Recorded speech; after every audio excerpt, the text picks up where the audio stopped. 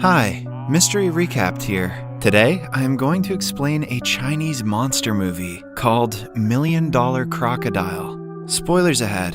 Watch out and take care.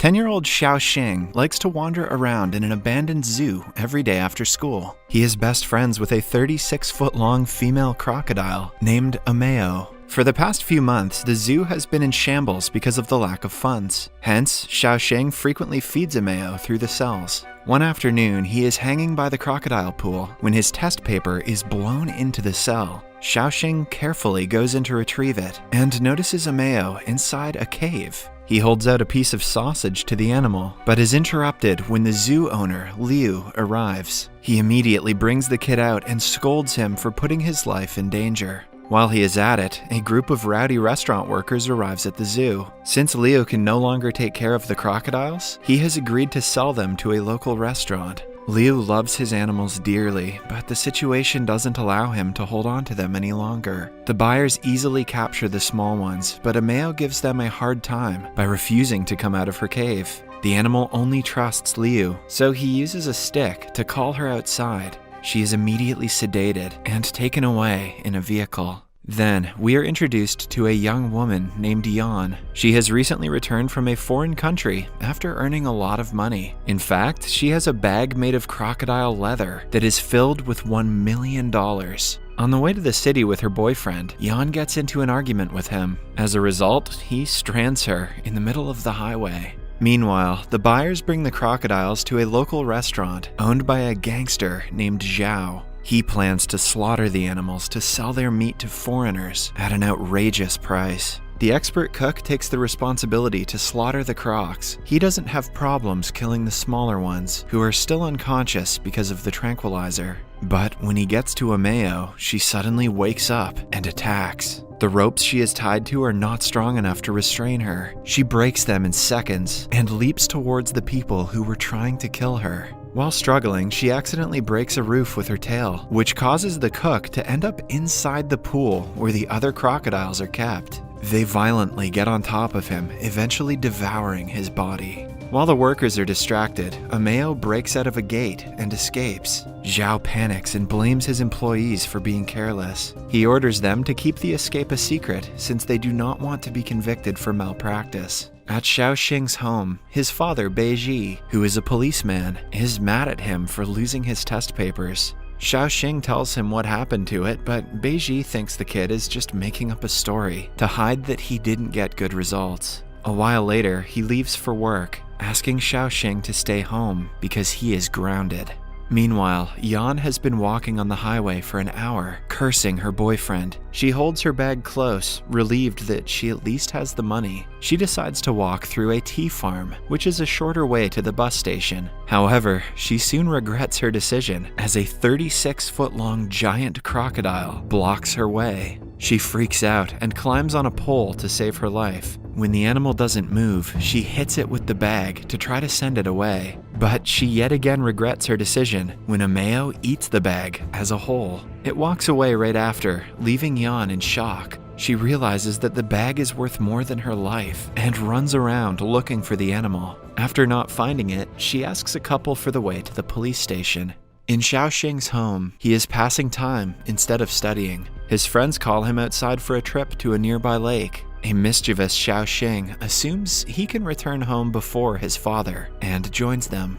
At the police station, Yan tells Beiji about her bag that had her phone and $1 million, which are now inside a massive crocodile's stomach. The story is so absurd that he thinks she is trying to prank him. But when Yan repeatedly insists that she is telling the truth, Beiji asks her to prove the existence of a giant crocodile. She takes him to the tea farm and reenacts what happened. They also meet the couple from earlier, who claim they haven't seen any animals around the area. Yan still insists that she is telling the truth, which only makes the others think she's suffering from a mental disorder that is making her delusional. Beiji is now sure that she is trying to mess with him. He walks away, but Yan doesn't stop following him. She inquires if there are places in the town that hold crocodiles, which reminds Beiji of the zoo. Seeing that she is desperate, he decides to give her a last chance and takes her to the zoo. But it has already been closed.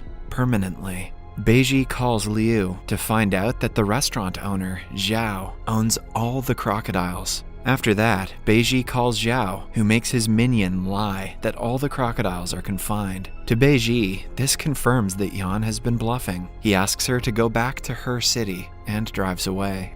In the lake, Xiaoxing and his friends are having the time of their lives, unaware that Amao is swimming in the same waters. A renowned alcoholic sees the animal and warns the kids about it, but they think he is joking. A distraught Yan is walking down the street when Beiji approaches her again. He makes her call her phone, and the call still goes through. This further proves that the crocodile didn't eat her phone. Beiji stops a bus and urges her to go back to her city. Yan retaliates and cries about her $1 million, making him forcefully get her inside the bus and send her away. Still, Yan is not someone who gives up that easily. She jumps out of the window of the moving bus and follows Beiji again. A man comes to him complaining about his missing goat. Beiji goes to the lake where it was last seen to investigate. Yan notices blood spreading on the surface of the water. When Beiji jumps inside, he finds the goat's decapitated head. This makes him realize that Yan might have been telling the truth. His home is also near the pond, which means there is a possibility the crocodile might attack his son.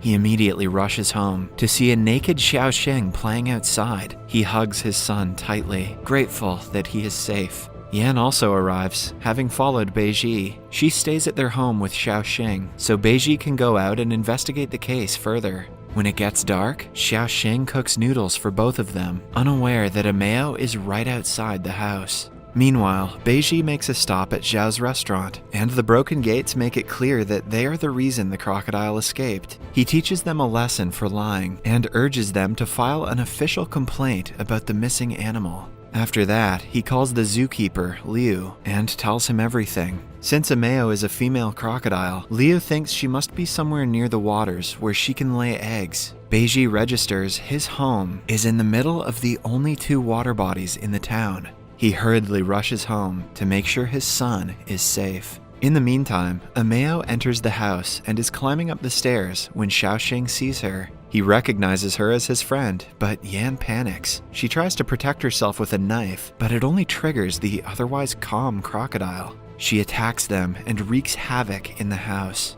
Xiaoxing and Yan hide inside a locked room, but Amao breaks in through the wall. As a last resort, they climb up the roof through the window. Xiaoxing is safely up, but Yan has trouble following him. She is seconds away from being attacked by the crocodile when Beiji arrives and hits it with his bike.